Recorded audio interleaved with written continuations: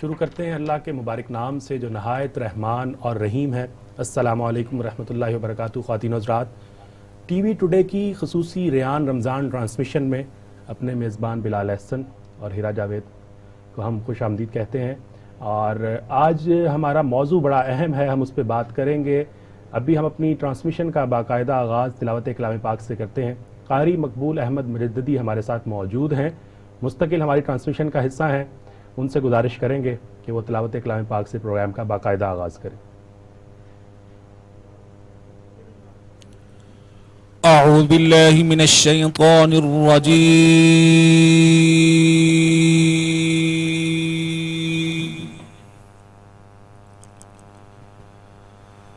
بسم اللہ الرحمن الرحیم۔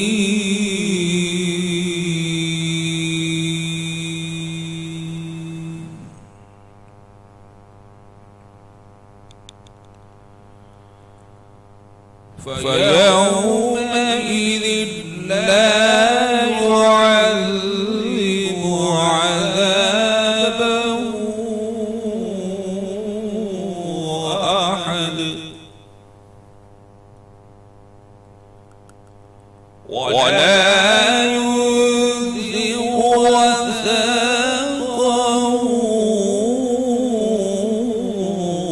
أَحَدٌ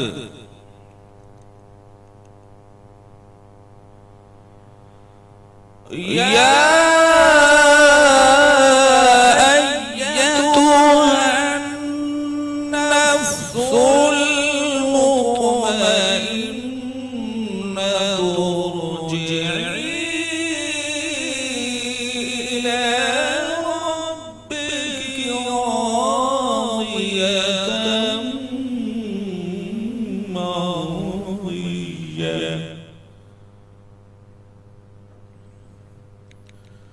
فادخلي في عبادي وادخلي جنتي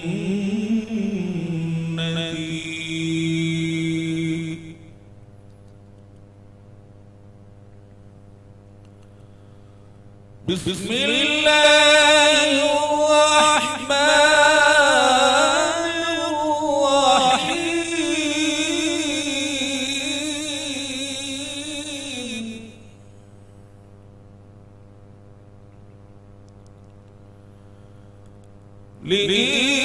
لإيلاف قريش إيلافهم رحلة الشتاء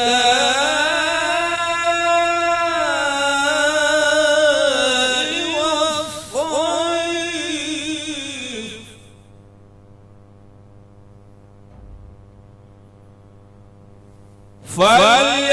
فليعبدوا رب هذا البيت الذي أطعمهم من جوع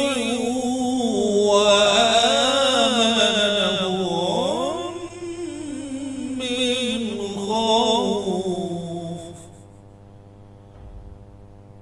الذي أطعمهم من جوع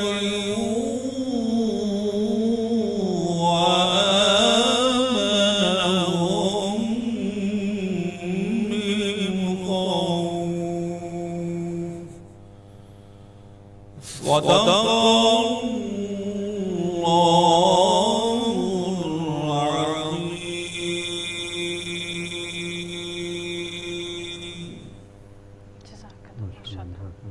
بہت شکریہ کرسن۔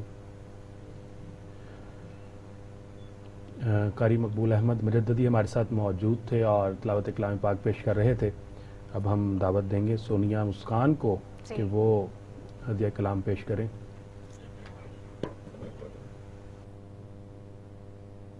صلی اللہ علیہ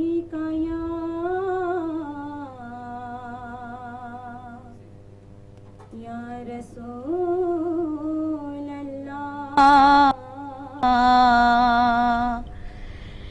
وسلم علیکہ یا حبیب اللہ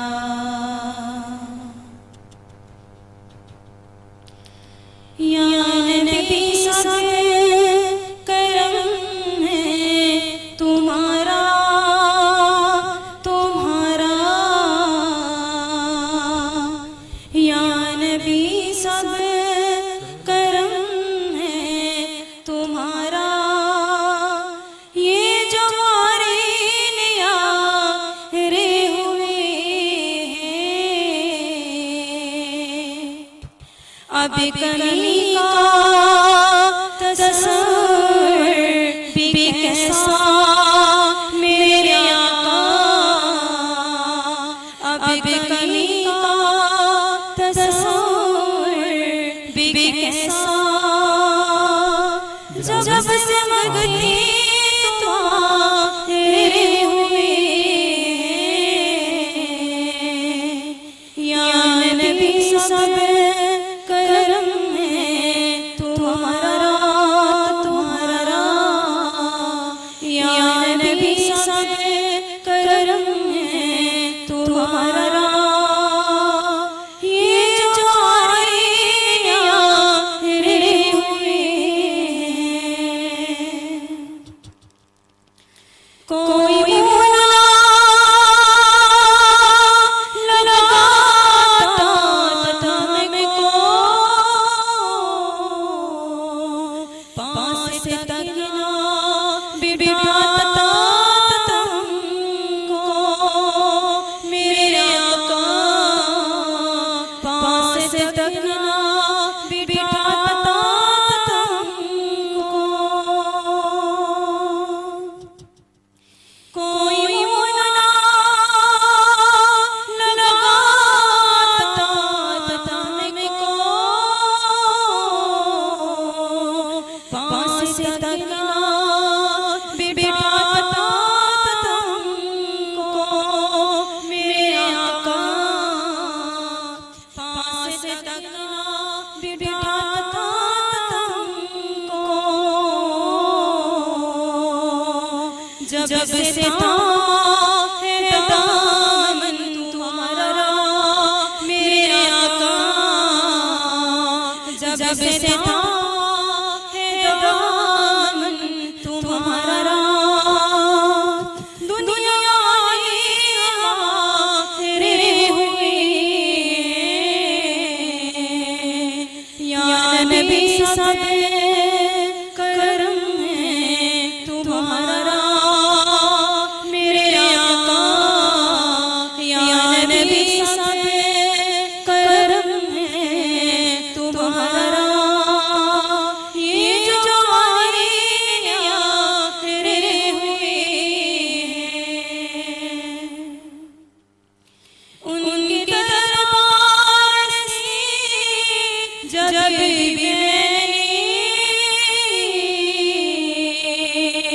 پنجتن وسیلے سے مانگا رے مانگا پنجتن وسیلے سے مانگا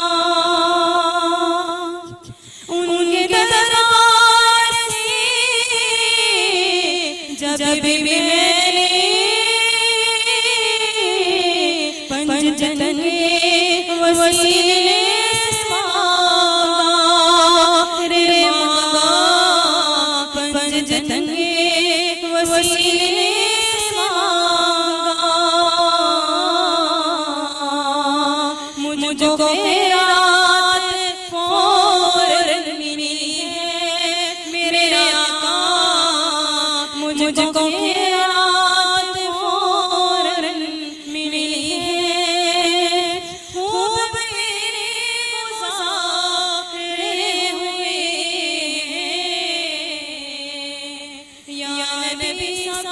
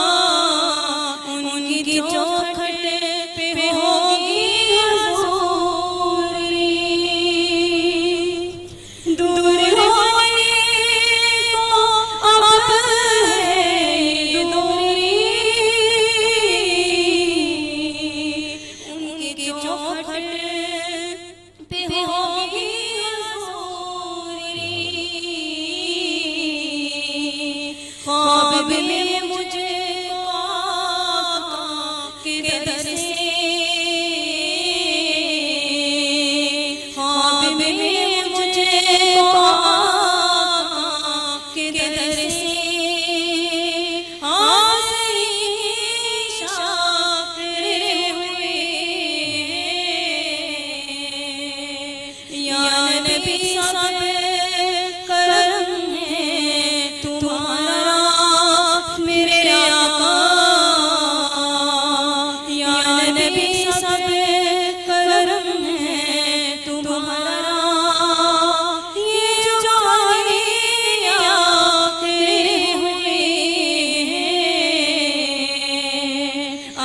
کمی کا تصور بھی کیسا میرے آقا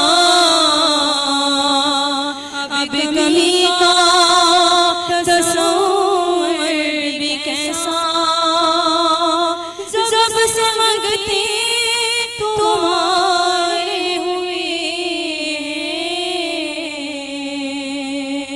یا نبی سب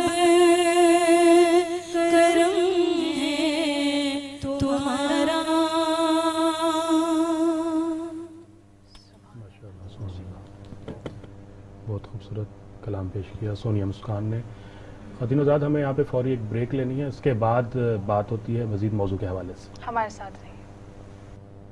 ویلکم بیک ناظرین. ہمارے ساتھ اسٹوڈیو میں موجود ہیں نعت خواں جن کا نام ہے ثنا بلوچ. ہمیں کلام سنائیں گی. السلام علیکم ثنا, کون سا کلام سنائیں گے آپ آج؟ میں آپ کو سناؤں گی اے سبزی بھی میں دعا لوں منظور دعا تھا. ماشاءاللہ, ذرا اونچی. اے سبز گنبد والے منظور دعا کرنا جب وقت نزا آئے دیدار عطا کرنا. اے سبز گنبد والے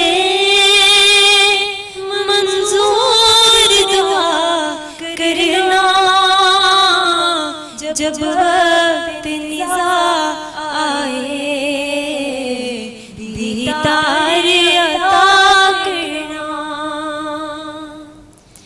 اے نور خدا آ کر آنکھوں میں سما جانا. اے عطر پہ بھائینا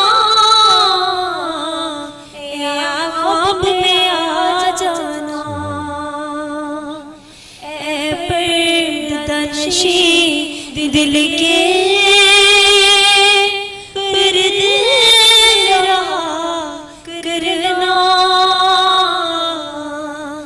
جب وقت نزا آئے دیدار عطا کرنا. اے سبز گنبد والے منظور دعا کرنا جب وقت نزا آئے دیدار عطا کرنا. میں قبر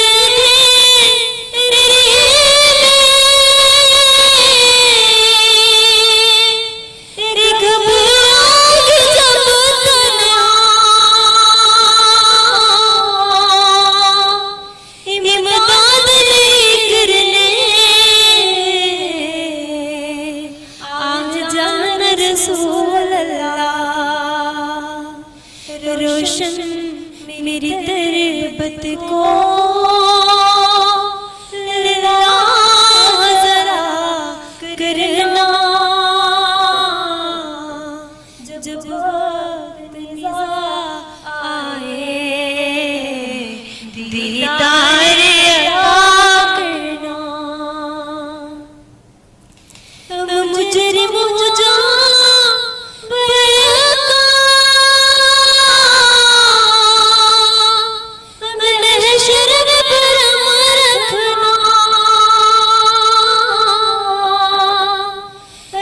रुसवा ज़माना हो, दोज़ख से बचा लेना, मंजूर दुआ मेरी, मकबूल दुआ करना, जब वक्त निज़ा आए दीदार अता करना, ऐसा ज़ुबद वाले मंजूर दुआ करना, जब वक्त निज़ा आए दीदार अता करना। माशाल्लाह, सुभान अल्लाह। बहुत खूबसूरत। जब वक्त नज़ा आए दीदार अता करना, बिल्कुल।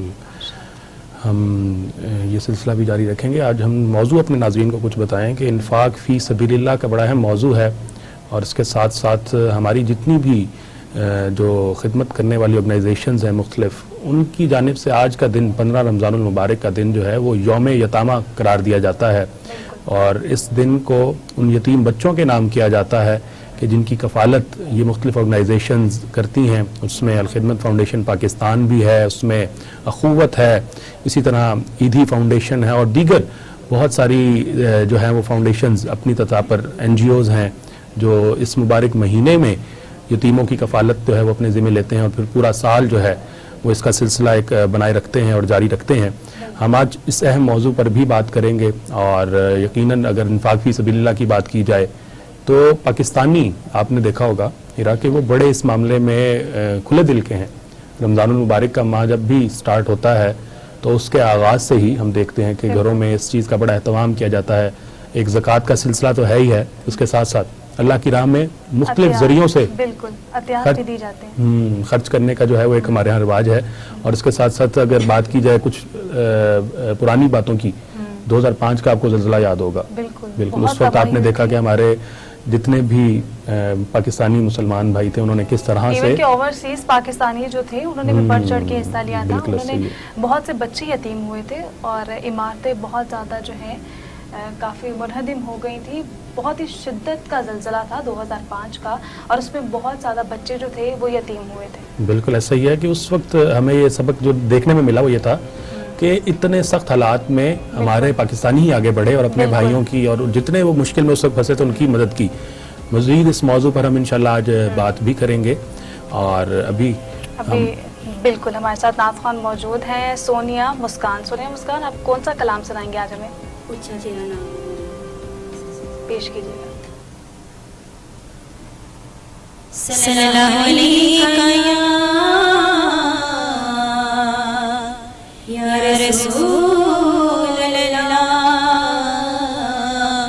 वसल्लम अलैका या हबीब अल्लाह। ऊंचा तेरा नाम मौला, सच्चा तेरा नाम। ऊंचा तेरा नाम मौला,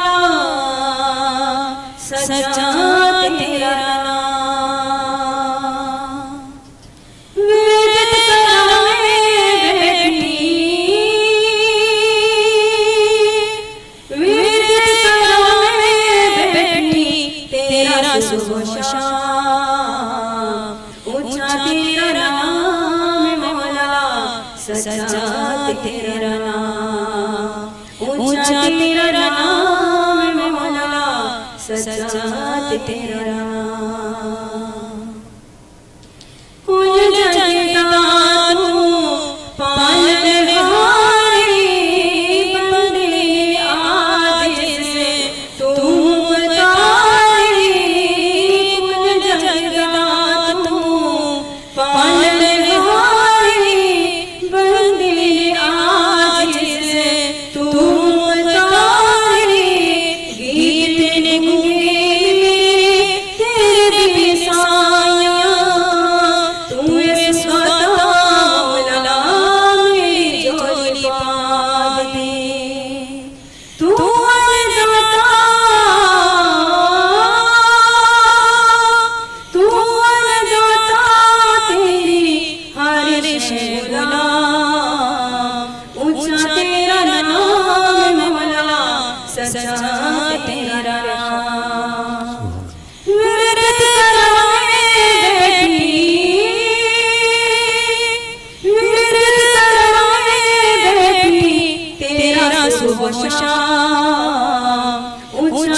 تیرا نام مولا سچا تیرا نام چاند سورج سجدے سامے سونیا سایہ سامے روپ نے تیرے چاند سورج سجدے سامے سونیا سایہ سامے روپ نے تیرے ہر شے وچ تو رچا لائی ہسدی روی سدا تیری خدائی ہر پاس جمے تیرے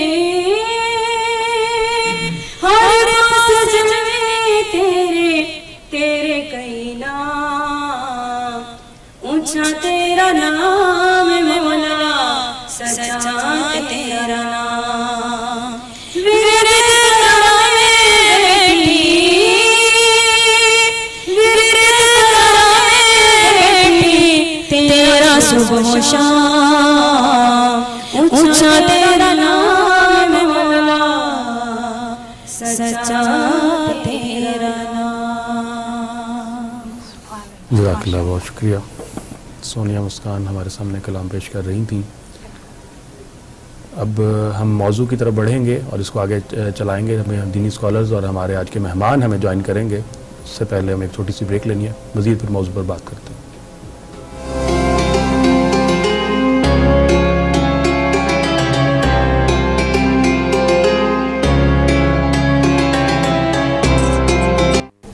السلام علیکم ورحمۃ اللہ وبرکاتہ۔ خواتین حضرات، ہمیں ایک اور نعت خواں محمد ذیشان مدنی نے جوائن کیا ہے۔ ہم ان سے گزارش کریں گے کہ وہ اپنا کلام آج کی مناسبت سے ذرا پیش کیجیے۔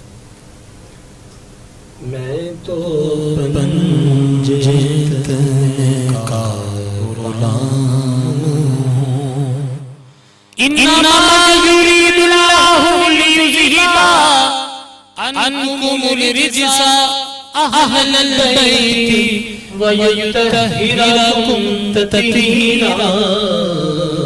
میں تو پنجے کا غلام ہوں، میں غلام ابن غلام ہوں، میں تو پنجے کا مجھے عشق ہے تو خدا سے ہے، مجھے عشق ہے تو رسول سے، یہ کرم ہے سیدہ بطول کا، میرے منہ سے آئے مہک صدا، جو میں نام لوں تیرا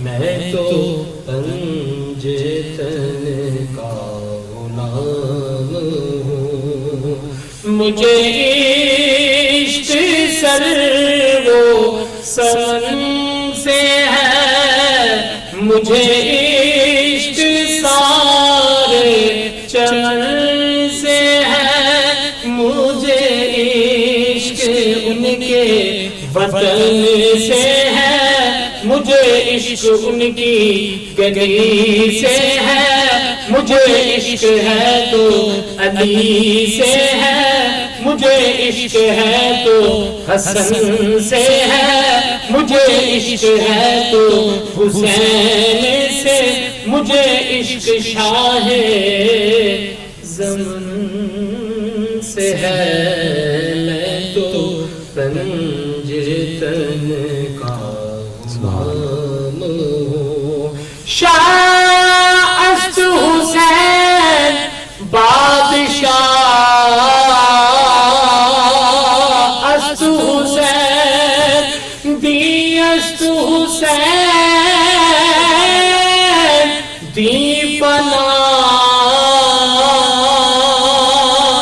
است حسین سرتاج ناداد دست در دست یزید حقا کے بنائے لا الہ است حسین میں تو پنجے تلے کا غلام ہوں ہوا کیسے تن سے وہ سر جدا جہاں عشق ہو وہی کربلا میری بات انہی کی بات ہے میرے سامنے وہی ذات ہے وہی جن کو شیر خدا کہیں جنہیں باب صلی اللہ کہیں وہی جن کو آل نبی کہیں وہی جن کو ذات علی کہیں وہی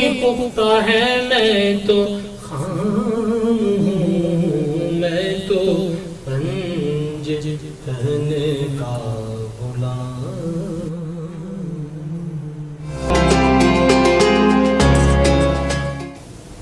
السلام علیکم ورحمۃ اللہ وبرکاتہ. خواتین و حضرات، پروگرام میں ایک بار پھر آپ کو خوش آمدید کہتے ہیں. ہم آج کے موضوع کے حوالے سے بات کر رہے تھے. ہمارے مہمانان نے اس بریک کے دوران ہمیں جوائن کر لیا ہے. ہمارے دینی اسکالر جو مستقل ہمارے ساتھ موجود ہیں ڈاکٹر اختر حسین اعظمی ہمیں جوائن کر چکے ہیں، اور ان کے ساتھ ساتھ ہمارے آج جو اسپیشل گیسٹ ہیں، خاص مہمان ہیں، وہ ہمارے اسسٹنٹ سیکرٹری جنرل ہیں الخدمت فاؤنڈیشن پاکستان کے احمد جمیل راشد صاحب. بہت شکریہ جناب، آپ نے ہمارے پروگرام میں جو ہے وہ شرکت کی. اور اس حوالے سے میں آپ کو تھوڑا سا بتاتا چلوں کہ انفاق فی سبیل اللہ ہمارا موضوع تھا، اور اس موضوع کے اندر ہم بات کرنا چاہ رہے تھے یوم یتامہ کے حوالے سے. اور جتنی بھی ہماری این جی اوز ہیں پاکستان کے اندر کام کرنے والی، ان کی جانب سے 15 رمضان المبارک کا جو دن ہے اس کو یوم یتامہ جو ہے وہ ڈکلیئر کیا گیا. اور اس کے یہ کب ہوا اس بارے میں بھی ہم احمد جمیل راشد صاحب سے یقیناً جانیں گے. ابھی ہم اپنے موضوع کو اس کا آغاز کرتے ہیں باقاعدہ. انفاق فی سبیل اللہ سے کیا مراد ہے اور اس کی اہمیت کیا ہے، ضرورت و اہمیت، اس پر ہم چاہیں گے کہ ڈاکٹر صاحب ہماری کچھ رہنمائی کریں. جی ڈاکٹر صاحب. بسم اللہ الرحمن الرحیم. انفاق کا معنی خرچ کرنا ہوتا ہے، تو انفاق فی سبیل اللہ سے مراد ہے اللہ تعالیٰ کے راستے میں خرچ کرنا. اور اللہ ظاہر ہے امت اسلام بہت بڑی ہے، اس میں کمزور لوگ بھی ہیں اور کھاتے پیتے افراد بھی ہمیشہ موجود رہے ہیں. تو اب یہ ضرورت ہے کہ جو کمزور لوگوں کا کچھ کھاتے پیتے افراد سہارا بنے، یہ ایک ضرورت ہے. اب اسی طرح امت کو کوئی پریشانیاں آتی ہیں، آفات آتی ہیں، تکلیفیں آتی ہیں، دنیا کے اندر بھی یہ معاملات ہوتے ہیں، تو اس میں ضرورت ہے کہ لوگ خرچ کریں اس میں. تو اللہ تعالیٰ نے قرآن پاک میں اس بات کو اپنے ذمے قرض قرار دیا ہے. فرمایا کہ من یقرض اللہ قرضا حسنا، کون ہے کہ جو اللہ تعالیٰ کو قرض حسنا دے. تو خرچ کرنا جو ہے یہ اتنی بڑی چیز ہے کہ جس کے لیے اللہ کے رسول صلی اللہ علیہ وآلہ وسلم نے جنت کی نوید سنائی ہے. اور خرچ کرنے میں یہ کہوں گا کہ اس میں بنیادی یعنی جو فوکس ہے مسلمان کا وہ یہ ہوتا ہے کہ میرا رب اس سے خوش ہو جائے. گویا کہ خرچ کرنے میں بعض اوقات جو رکاوٹ آتی ہے کہ میری اس ذریعے سے تشہیر نہیں ہو رہی، لوگوں کو معلوم نہیں ہو رہا، اس کا سد باب پہلی چیز ہے کہ ایک مسلمان اس لیے خرچ نہیں کرتا ہے کہ اس کی کوئی تشہیر ہوگی، لوگ اس کو مانیں گے یا نہیں مانیں گے، بلکہ اس چیز کو تو اللہ کے رسول صلی اللہ علیہ وسلم نے اس کی نفی فرمائی. تو جب ہم یہ سمجھتے ہیں کہ جو قرآن میں فرمایا گیا ہے ابتغاء وجہ اللہ، اللہ تعالیٰ کی خوشنودی کے حصول کے لیے ہی خرچ کیا جائے گا، تو پھر یہ کام آسان ہو جاتا ہے کہ اس کو ریکگنائز کیا جا رہا ہے یا نہیں کیا جا رہا ہے، اس کے سٹیٹس کو مانا جا رہا ہے یا نہیں مانا جا رہا ہے، وہ خرچ کرتا ہے. تو اسلام جو ہے خرچ کرنے کو اللہ تعالیٰ کی طرف منسوب کر کے کہ یہ اللہ ہی کے راستے میں ہے، اس ذریعے سے اس چیز کو آسان کر دیتا ہے کہ تمام لوگ کسی بھی جگہ پہ کوئی مل رہا ہے نہیں مل رہا تو وہ خرچ کرتے ہیں. جی، خرچ کرنا چاہیے ڈاکٹر صاحب نے کہا. ڈاکٹر صاحب یہ مزید بتائیے گا کہ انفاق فی سبیل اللہ کے کون کون سے مختلف ذرائع ہو سکتے ہیں؟ ان ذرائع میں ایک بڑا ذریعہ تو زکوٰۃ کا ہے جو 2.5% یعنی کہ مسلمان لے کے دوسرے توخذو من اغنیاءہم وتؤدوا الی فقرائہم، اس کی تعریف کی گئی ہے کہ ان کے غنی لوگوں سے لے کر ان کے فقیر لوگوں کو، محروم لوگوں کو دیا جائے. خود قرآن نے یہ کہا ہے کہ حق معلوم للسائل والمحروم، یعنی غنی لوگوں کے مال کے اندر سائل کا اور محروم کا ایک حق ہے. اب وہ حق ہے جو اگر میں یہ سمجھتا ہوں کہ یہ جو میں دے رہا ہوں یہ میرا نہیں بلکہ اگلوں کا حق ہے. اب اس حقوق میں ان میں کچھ چیزیں ہیں فرض کی نوعیت کی, کچھ چیزیں ہیں جو واجب اور مستحب ہیں. مثلا فرض زکوٰۃ اور عشر ہے, اور زکوٰۃ کوئی معمولی چیز نہیں ہے. جب 2.5% صحیح ایمانداری سے وصول کر لی جائے, بلکہ مجھے آج سے کوئی 20 سال پہلے کا تجربہ ہے کہ میں نے صرف ایک چھوٹے سے قصبے کی برانچ کی میں نے معلومات لیں کہ کتنی زکوٰۃ کٹتی ہے. آپ کو معلوم ہے کہ جب زکوٰۃ کا 1 رمضان آتا ہے تو اکثر لوگ محکمے کے اوپر, گورنمنٹ کے اوپر بے اعتمادی کہہ لیں یا وہ اپنی ذاتی طور پہ دینا چاہتے ہیں, اکثر لوگ نکلوا لیتے ہیں, بینکوں سے پیسے نکلوا لیتے ہیں. بالکل صحیح. لیکن اس کے باوجود بھی میں نے ایک چھوٹی سی برانچ سے معلوم کیا تھا تو انہوں نے بتایا کہ تقریباً 2.5 لاکھ روپے ہمارے ہاں جمع ہوئے ہیں اس مد میں. اب آپ دیکھیں کتنی برانچیز ہیں, 2.5 لاکھ روپے وہاں ایک چھوٹے سے قصبے کی برانچ میں, ایک برانچ کی بات کر رہا ہوں, باقی کتنے بینکس ہیں. تو اس طریقے سے پھر یہ عشر ہے. زکوٰۃ کے علاوہ عشر یہ ہے کہ جو زرعی پیداوار ہے اس کے اوپر جو آپ کا 5% بنتا ہے یا 20واں حصہ ہم جس کو کہتے ہیں تو وہ بنتا ہے, تو وہ آپ یعنی دیں گے ہمارے یہاں. ویسے تو اگر بارانی زمین ہے تو پھر 10% ہوگا, 10واں حصہ ہوگا کل کا. لیکن ہماری زمینیں چونکہ زیادہ تر نہروں سے سیراب ہوتی ہیں, ٹیوب ویل سے سیراب ہوتی ہیں, اس پہ تھوڑا سا خرچہ آتا ہے, تو ہمارے ہاں تھوڑی وہ عشر کا نصف ہوتا ہے. عشر 10ویں حصے کو کہتے ہیں, اس کا نصف ہو جاتا ہے. تو اگر یہ بڑی تعداد ہو تو میں نے دیکھا ہے کہ گاؤں میں اگر ایک زمیندار بھی صحیح طریقے سے عشر نکالتا ہے تو وہ اچھا خاصا اپنے قریب کے 10-20 افراد کو سرپرستی ان کی کر سکتا ہے. تو اس سے بھی ایک ذریعہ ہے یہ. پھر یہ ہے کہ اب رمضان ہے تو اس میں فطرانے کو واجب قرار دیا گیا. واجب وہ چیز ہے جو فرض کے قریب ہے, ٹھیک ہے. تو اس کے ذریعے سے بھی قریب لوگوں کی مدد ہوتی ہے. پھر قربانی کے عمل کو دیکھیں, وہ بھی واجب ہے. اس سے ایک تو قربانی کا عمل ہے نا کہ قربانی کرتے ہیں جانور, اس جب آپ کے پاس وافر مقدار میں گوشت ہوگا آپ آگے دیں گے, پھر اس ذریعے سے کتنا کاروبار بھی فروغ پاتا ہے. تو یہ بھی ذریعہ ہے. اس کے علاوہ اگر مسلمان اس پوزیشن میں ہوں جیسے پہلے لڑتے تھے تو مال غنیمت حاصل ہوتا تھا, یا دوسری سلطنتیں آتی تھیں تو ان سے ٹیکس لیا جاتا تھا. تو یہ ساری چیزیں یہ مدات ہیں اسلام کے اندر کہ جن کے ذریعے سے آمدن جو ہے. اچھا ڈاکٹر صاحب, یہ آپ نے بڑا اچھا بتایا کہ اچھا یہ خرچ کن کن لوگوں پہ کرنا ہے. اصل میں ہم اس پہ موضوع پہ ہیں تاکہ پھر ہم احمد جمیل ڈاکٹر صاحب کو بھی پروگرام کا حصہ بنا سکیں. یہ تو لوگوں پہ خرچ کیا جائے. قرآن پاک میں اللہ تعالیٰ نے زکوٰۃ کی جو مدات ذکر کی ہیں تو ان میں 8 مدات کا ذکر کیا گیا ہے. اس میں ایک مقروض ہیں, دوسرے فقیر ہیں, مسکین ہیں, پھر جو مسافر ہے اس کے اوپر, یعنی ایک مسافر کے پاس پیسے نہیں ہیں, رستے میں وہ کسی حادثے کا شکار ہو گیا, وہ چاہے کتنا ہی امیر کیوں نہ ہو, یا اس کی جیب کٹ گئی ہے کتنا ہی امیر کیوں نہ ہو, اس کے اوپر زکوٰۃ لاگو ہوتی ہے اور اس کو وہ واپس کرنا اس کی ذمہ داری نہیں ہے. صحیح, ٹھیک ہے.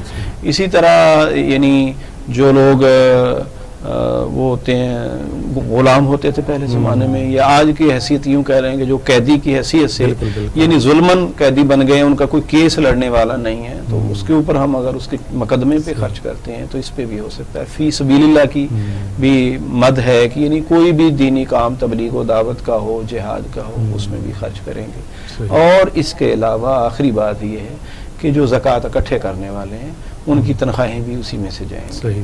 تو یہ چند مدات بالکل آپ نے نشاندہی کی یتیموں کے حوالے سے, مسکینوں کے حوالے سے کہ ان پہ خرچ کیے رہے ہیں. اب ہم احمد جمیل راشد صاحب کی طرف آتے ہیں. سر ہم آپ سے یہ جاننا چاہیں گے کہ یوم یتامہ جس کا کنسپٹ کہاں سے آیا اور یہ کس طرح سے NGOs کی جانب سے یہ ایک دن جو ہے وہ منانے کا اعلان کیا گیا؟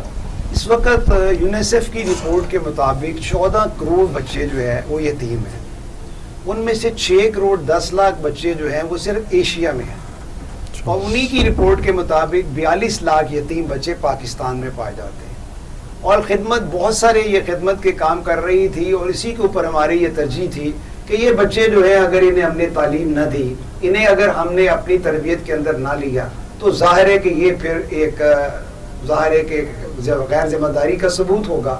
تو پھر ہم نے اس کو کفالت یتیم کا پروگرام کا آغاز کیا 2012 کے اندر. اچھا صحیح. اور آج اللہ کا فضل ہے کہ اس وقت 15,000 یتیم بچے جو ہیں وہ الخدمت کی کفالت میں ہیں.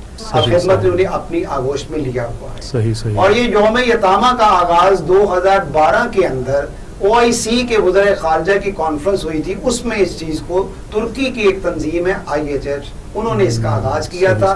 ہم نے بھی اسے بہت سپورٹ کیا تھا. تو اس سے پھر 15 رمضان یہ طے کیا گیا کہ یوم یتامہ ہو تاکہ معاشرے کے اندر اس چیز کو فروغ دیا جا سکے کہ ہم ان بے وسائل جو لوگ ہیں جو یتیم ہیں ان کے ساتھ سہارا بن سکے اور ان کو معاشرے میں ایک بہتر مقام دے سکے, جس کے لیے آج بھی یہ ہمارا پروگرام چل رہا ہے. اور انشاءاللہ آپ جیسے چینل کے ذریعے بھی اہل خیر سے اسی چیز کی رکھتے ہیں کہ وہ اس میں اپنا تعاون کرے اس انداز سے کہ جو شفقت وہ اپنے بچوں کے لیے کرتے ہیں. نبی اکرم صلی اللہ علیہ وسلم نے بڑی بہترین اور خوبصورت بات بیان فرمائی ہے کہ اگر آپ نے یتیم بچے کے اوپر سر کے اوپر آپ نے اسے ہاتھ پھیرا تو وہ جتنے بال ہیں آپ کے گناہ معاف ہو جائیں گے. اور ایک صحابی نے کہا کہ میرا دل بڑا سخت ہے, تو نبی اکرم صلی اللہ علیہ وسلم نے فرمایا کہ تم پھر یتیم کے ہاتھ پھیرا کرو اور تمہاری یہ سختی جو وہ دور ہو جائے گی. اور قرآن میں بے شمار یعنی 30 مقامات ایسے ہیں, ڈاکٹر صاحب اس کے یعنی اسے کنفرم کریں گے کہ جس کے اندر یتیم کی کفالت کا قرار دیا گیا کہ تم نہیں جانتے کہ کیسے ہیں. یعنی وہ ارائیت الذی یکذب بالدین فذلک الذی ید الیتیم, یعنی کہ جو اگر تم نے اس کی کفالت نہ کی تو اس کا مطلب یہ کہ تم اس قیامت کے دن کو جھٹلاتے ہو. فاما الیتیم فلا تقہر واما السائل فلا تنہر. بے شمار مواقع کے اندر اس بات کی تاکید کی گئی ہے. اور ہمارا یہ پروگرام جو ہے یہ 2 حصوں کے اندر ہے. ایک آغوش ہے اور اس وقت ہمارے یہ 14 آغوش ہیں پاکستان کے مختلف شہروں کے اندر, جس میں 1100 کے قریب جو ہیں بچے وہ وہاں پر ہاسٹل وہ ہیں کہ جو پاکستان کی بہترین یونیورسٹی سے بھی بڑھ کے وہاں پر ہمارا نظام سہولیات ہیں, ان کو سہولیات ہیں, خوراک کی, رہائش کی, تعلیم کی اور ان کی ہیلتھ کی. دوسرا پروگرام ہے آرفن کیئر فیملی پروگرام ہے. یعنی ہم ظاہر ہے کہ اتنے زیادہ وہ آغوش یا ہاسٹل تو نہیں بنا سکتے, اس میں وہ جو بچہ ہے اور پھر ہم اس بچے کے اندر اس کی نفسیاتی نشو و نما کے لیے اس کے اندر اس احساس کمتری کو کم کرنے کے لیے ہم اسے باہمت بچہ قرار دیتے ہیں. ہم اس کو یتیم نہیں کہتے کہ وہ ان باہمت بچوں کے لیے ہم نے فیملی سپورٹ پروگرام شروع کیا ہوا ہے, جس میں بچہ اپنی اس ماں کے ساتھ رہتا ہے لیکن اسے اسکول جانا کمپلسری ہوتا ہے. اس کی رپورٹ ہے 100 سے لے کے 200 تک کی تعداد ہے جو ایک کلسٹر بنتا ہے, اور یہ 57 کلسٹر ہیں پورے ملک کے اندر. یہ 14,000 بچے جو ہیں یہ ہمارے اس کلسٹر کے اندر ہیں, اور ان کی پھر ہم اسکول کے جانا اس کے لیے کمپلسری ہوگا. اور پھر 3 مہینے کے بعد ہمارا ماڈل اسٹڈی سرکل ہوتا ہے, یعنی صرف ہم اس بچے کی خوراک, تعلیم اور ہیلتھ کے اوپر ہی توجہ نہیں دیتے بلکہ جو ایک باپ کی ذمہ داری ہے اس کو بھی ادا کرتے ہیں. اس بچے کی کردار سازی کے اوپر توجہ دی جاتی ہے تاکہ جو اخلاقی اقدار ہے اس کے اندر پیدا ہو سکے اور آنے والے کل میں وہ بچہ پاکستان کا ایک ذمہ دار شہری بن سکے, تعلیم کے میدان میں بھی آگے ہو اور اس کی جو پرسنالٹی ہے وہ بھی دوسروں سے کم نہ ہو, اس کے اندر پوری ایک خود اعتمادی ہو. اور ہمارے بچے اس سلسلے میں آگے آ رہے ہیں انشاءاللہ. اہل خیر کا اس میں بہت زیادہ تعاون ہے کہ وہ رمضان میں بھی اور رمضان کے علاوہ بھی, کیونکہ یہ تو بہت زیادہ اماؤنٹ تو بنتی نہیں, 4,000 روپیہ ماہانہ ہے اور 48,000 روپیہ سالانہ ہے ایک بچے کی کفالت. ہمارا نظام اس طرح کا ہے کہ جو ڈونر ہمارا ہے جس نے ایک بچے کی کفالت کی ہے, ہم اسے رپورٹ کرتے ہیں کہ اب یہ بچہ اس کلاس میں اس ادارے میں پڑھ رہا ہے, اور یہ پھر 3 مہینے کے بعد وہ ہمارے اسٹڈی سرکل میں آتا ہے. اسٹڈی سینٹر کے اندر اس کی کردار سازی کے اوپر توجہ دی جاتی ہے اور پھر اس کا ہیلتھ میڈیکل کیمپ کروایا جاتا ہے تاکہ اس کی صحت بھی بہتر رہ سکے. صحیح. اچھا, آپ نے بڑی اچھی 15,000 سے زائد آپ نے بتایا یتیم بچوں کے حوالے سے ہم جو ہے اس کا سلسلہ چلا رہے ہیں. اس کے علاوہ بھی الخدمت مختلف شعبوں میں کر رہی ہے جی. 7 مختلف شعبات ہیں جن میں سے یہ ایک کفالت یتیم کا پروگرام ہے جس کی میں نے آپ کے سامنے تشریح بیان کی ہے.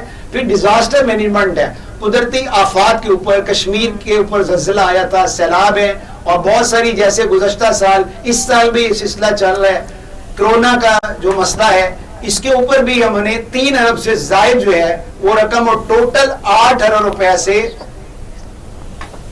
خطیر رقم سے ہم نے پاکستان کے ان شہریوں کی خدمت کی ہے. 40 ہاسپٹل ہیں, یہ ہمارا ہیلتھ کا شعبہ ہے. جس میں ہم اپنی خدمات انجام دے رہے ہیں اور وہ بڑی معمولی رقم کے اندر انہیں صحت کی سہولت فراہم کی جاتی ہے اور 288 ایمبولینس سروس ہے کہ جو اس سلسلے میں مریضوں کو خدمات انجام دیتی ہے. یہ اس کے صحت کا سارا اس کا سلسلہ ہے. تعلیم کے اندر ہمارا الفلاح اسکالرشپ پروگرام ہے کہ بہت سارے ایسے ذہین بچے ہوتے ہیں کہ جو اپنی کامیابی کی بنا پر اپنی قابلیت کی وجہ سے میڈیکل کالج اور انجینئرنگ یونیورسٹی میں آ جاتے ہیں, لیکن ان کے والدین کے پاس اتنی رقم نہیں ہوتی کہ اس کا فیس ادا کر سکے. اس وقت 800 سے زائد بچے ہیں کہ جو الفلاح اسکالرشپ کے اوپر مختلف ان تعلیمی اداروں کے اندر میڈیکل انجینئرنگ اور اسی طرح دوسرے پروفیشنل میں تعلیم حاصل کر رہے ہیں اور خدمت ان کی سرپرستی کر رہے ہیں.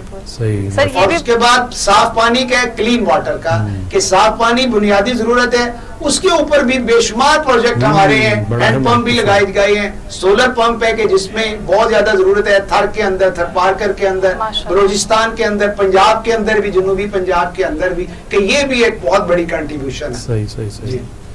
سر یہ بتائیے گا کہ الخدمت فاؤنڈیشن سے تعاون کیسے کیا جا سکتا ہے؟ جی اس کے لیے یہ ہمارا اکاؤنٹ نمبر ہے, اس کے اندر بھی آپ اپنا اکاؤنٹ یعنی کہ رقم بھیج سکتے ہیں. اسی فون نمبر پر اگر آپ ہمیں اطلاع کریں تو ہمارا نمائندہ آپ کے گھر جا کے کیش چیک جو ہے وہ وصول کر سکتا ہے. ہم ناظرین کو بتانا چاہیں گے اس وقت آپ ہماری اسکرین پہ دیکھ سکتے ہیں یہ اکاؤنٹ نمبر شیئر کیا جا رہا ہے ایم سی بی کا. آپ کسی بھی قسم کی معاونت, جس طرح ہمارے ساتھ موجود ہیں ہمارے مہمان احمد جمیل راشد صاحب, assistant secretary Alkhidmat foundation Pakistan کے, وہ موجود ہیں. ان کی جانب سے بتایا گیا جتنے پروگرامز آپ نے سنے, یوم یتامہ آج ہم منا رہے ہیں, تو یتیموں کی کفالت کے حوالے سے آپ نے بتایا کہ ایک بچے کی کفالت اگر ماہانہ کی جائے تو وہ صرف 4,000 روپیہ ہے. تو جو بھی ہمارے مخیر حضرات چاہیں کہ وہ کسی یتیم بچے کی اس ماہ مبارک میں کفالت کرنا چاہیں, اس کے سر پر شفقت کا ہاتھ رکھنا چاہیں, تو وہ اس اکاؤنٹ نمبر پہ, اور یہ جو نمبر دیا جا رہا ہے اس پہ رابطہ کر کے آپ اپنی جتنی بھی تعاون ہے وہ کیا کر سکتے ہیں. اور صرف یتیموں کے ہی حوالے سے نہیں, ان کے ماشاءاللہ مزید مختلف پروجیکٹس ہیں. صاف پانی کا پروجیکٹ ہے, ہیلتھ کا پروجیکٹ ہے, اسی طرح ایجوکیشن کا پروجیکٹ ہے. یہ مختلف جو ان کے اس معاشرے کو بہتر کرنے کے حوالے سے, اس معاشرے کو اپنے پاؤں پر کھڑے کرنے کے حوالے سے جو مختلف تعمیری پروجیکٹس ہیں وہ جاری و ساری ہیں. تو آپ اپنی جتنی معاونت کریں گے یقیناً اس کا آپ کو اس ماہ مبارک میں بے پناہ ثواب بھی ملے گا, اور یقیناً یہ سلسلہ جو ہے ان کے لیے زیادہ سے زیادہ صرف دنیا میں نہیں آخرت میں بھی, بالکل نہ صرف دنیا میں بلکہ آخرت میں بھی آپ کو اس کا اجر ملے گا. ضرور آپ کنٹریبیوٹ کریں, اور یہ نمبر ہماری اسکرین پہ ہیں. بالکل یہ نمبر آپ کے ساتھ موجود ہے, ہم آپ کے ساتھ یہ شیئر کر رہے ہیں مستقل, تاکہ آپ اس کو نوٹ ڈاؤن بھی کر سکتے ہیں, اور جس طرح سے آپ آسانی سمجھیں نمبر پہ رابطہ کر کے یا اکاؤنٹ نمبر میں فنڈز ٹرانسفر کر کے آپ ایک بچہ, ایک جو یتیم بچہ ہے, محض 4,000 میں ماہانہ اس کی کفالت جو ہے اس سے آغاز کر سکتے ہیں.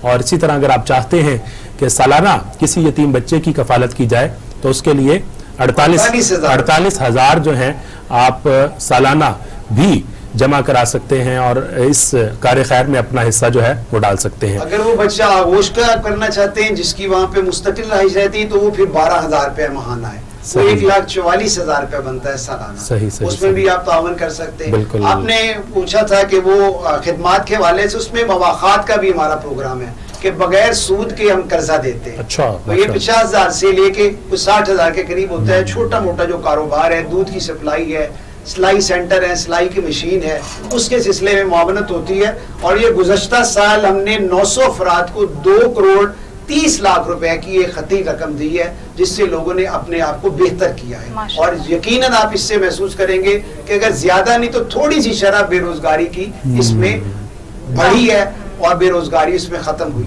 ہے. اسی طرح قیدیوں کی اصلاح ہے. ابھی یہاں آنے سے پہلے مجھے راستے میں ایک فون آیا کہ جی ہم 1 اور 2 قیدیوں کی رہائی کا انتظام کرنا چاہتے ہیں. ظاہر ہے کہ اس کی بھی بڑی فضیلت بیان کی گئی ہے. تو جیلوں کے اندر بھی ان قیدیوں کے ساتھ ہم جہاں افطاری کا بھی انتظام کرتے ہیں اور ان کی رہائی کا بھی آتے ہیں. بہت سارے ایسے قیدی ہوتے ہیں جو بے گناہ ہیں, جو اپنا جرمانہ ادا نہیں کر سکتے. خواتین قیدی ہیں جن کی بہت ہی بری حالت ہے, تو ان کے ساتھ بھی ہمارا یہ تعاون کا سلسلہ جاری رہتا ہے. صحیح صحیح، بہت شکریہ، آپ نے ہمیں جو ہے بڑے اچھے طریقے سے اسی طرح یہ کہ ویل چیئر ہے معذور افراد کے لیے، وہ بھی 2000 کے قریب جو ہے وہ ہم نے گزشتہ سال اس کے اندر تقسیم کی ہے، اور یہ بھی ایک بہت بڑی ضرورت ہے.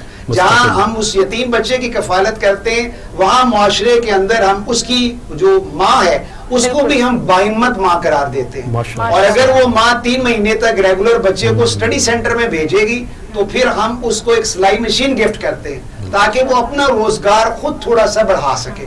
اور یقیناً ایسا ہوا ہے کہ اسے تھوڑی سی ٹریننگ کے نتیجے میں اس نے سلائی کڑھائی میں مہارت حاصل کر لی ہے، بوتیک کا سلسلہ ہے، اور چھوٹے سے ایسے سلسلے آتے ہیں تو وہ اپنے آپ کو کچھ نہ کچھ بہتر امپروو کر لیتے ہیں. الخدمت فاؤنڈیشن بھی اس حوالے سے کر رہی ہے، اور آپ نے جس میں نشاندہی کی کہ یہ ایک ایسا جو ہے وہ مشن ہے کہ جس میں صرف الخدمت ہی نہیں دیگر تنظیمیں بھی اپنا کردار ادا کر رہی ہیں. تو مقصد یہاں صرف یہ ہے کہ آپ اس نیکی میں بڑھ چڑھ کر حصہ لیں اور جس طرح سے ممکن ہو. بلکہ میں آج ایک پوسٹ پڑھ رہا تھا، وہ ہمارے معروف کیپٹن کرکٹ ٹیم کے جو مصباح الحق رہے ہیں ان کے بارے میں تھی کہ جی وہ خود بھی، ابھی ہمارے لیے آج انکشاف تھا یہ کہ وہ بھی یتیم تھے، اور یہ ایک کامیابی ہے اس شخص کی، باہمت بچہ آپ نے جس کو نام دیا، ٹھیک ہے، اس باہمت بچے کی کامیابی ہے کہ آج وہ پوری دنیا میں جانا جاتا ہے. تو اسی طرح کوئی مزید مصباح پیدا ہو، کوئی مزید کامیاب انسان پیدا ہو جو پاکستان کا نام دنیا پہ افق پہ جو ہے وہ روشن کر سکے اور پاکستانی معاشرے میں اپنا مفید کردار ادا کر سکے.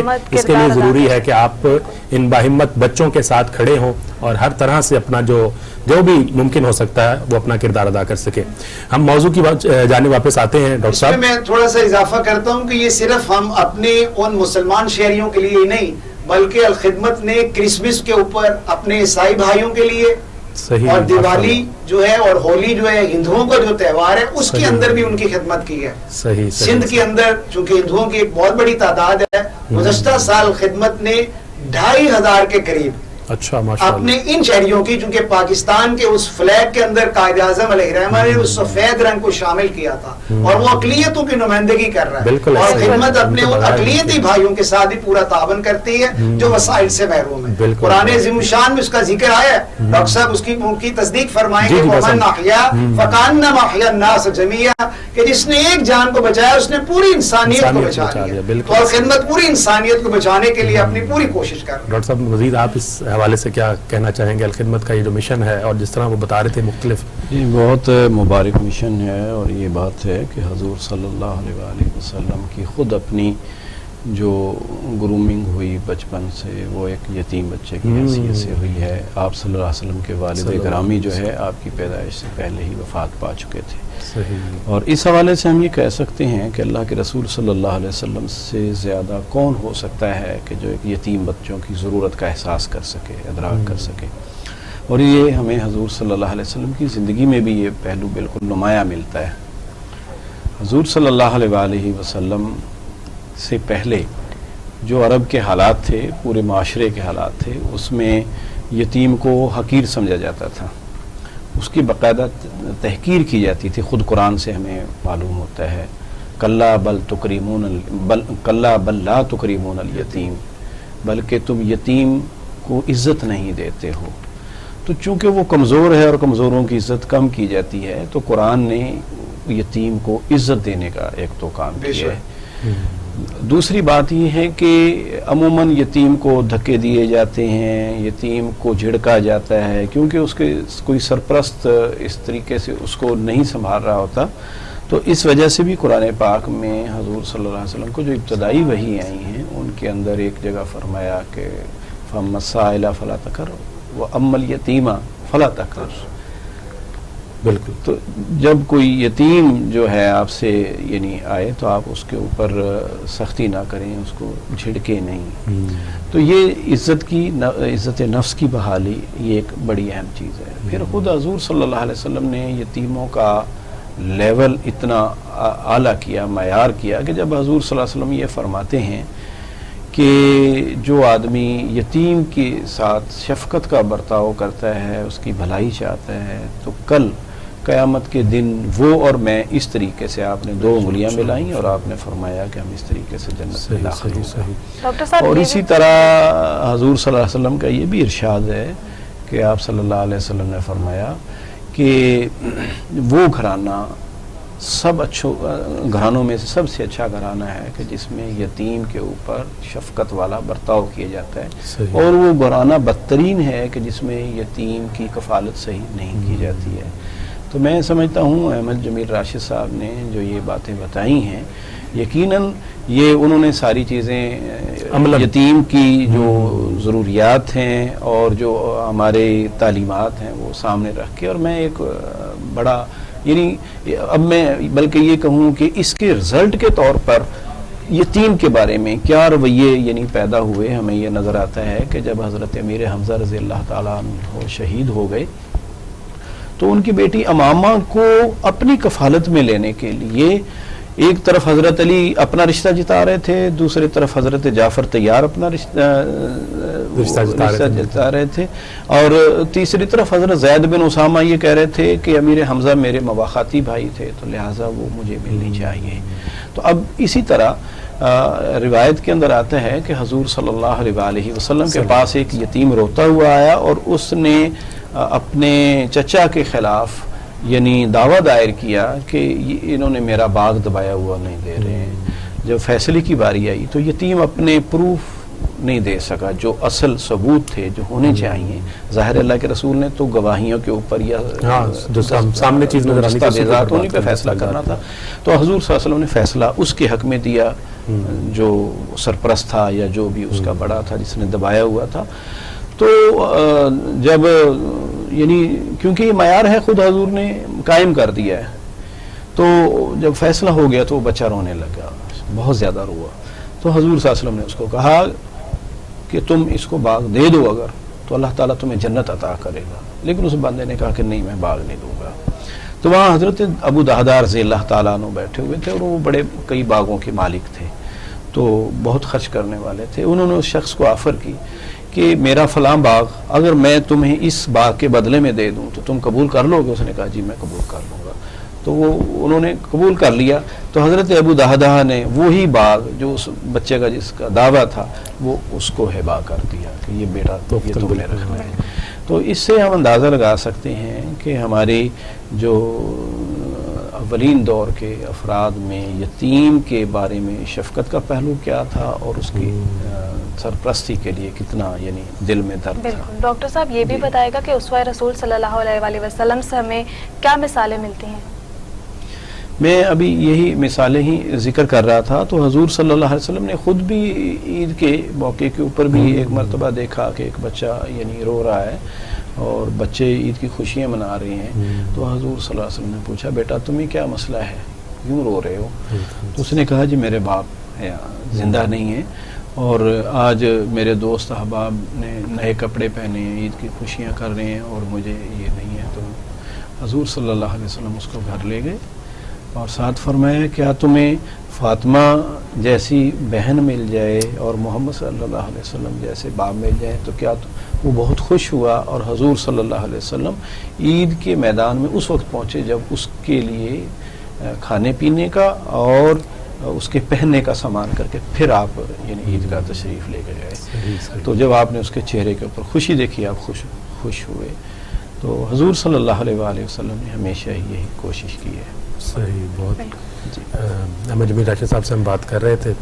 اچھا یہ بتائیے گا کہ یہ جو ہم نے ابھی کال دی اور سارے اس حوالے سے ہم نے بات کی یوم یتامہ کے حوالے سے، جتنی آرگنائزیشنز ہیں مختلف ان کی سطح پہ بھی یہ دن منایا جاتا ہے کہ جی ہم نے اس کا آغاز اسی طرح 2012 سے کیا ہوا ہے۔ اس پہ پاکستان آرفن کیئر فورم بنایا ہوا ہے۔ الخدمت پاکستان کے جو پریزیڈنٹ ہے عبدالشکور صاحب وہ اس آرفن کیئر فورم کے بھی پریزیڈنٹ ہیں۔ بہت ساری این جی اوز جو اس سلسلے میں کام کرتی ہیں وہ ہمارے ساتھ اس پہ تعاون کر رہی ہیں، اور آج یوم یتامہ کے حوالے سے وہ سارے اس میں سرگرمی عمل ہے، اس لیے کہ یہ پورے معاشرے کا کام ہے اور اجتماعی طور پر اس میں ہر فرد کو اپنا کردار ادا کرنا چاہیے۔ صحیح، بہت شکریہ۔ احمد جمیل راشد صاحب ہمارے ساتھ موجود تھے۔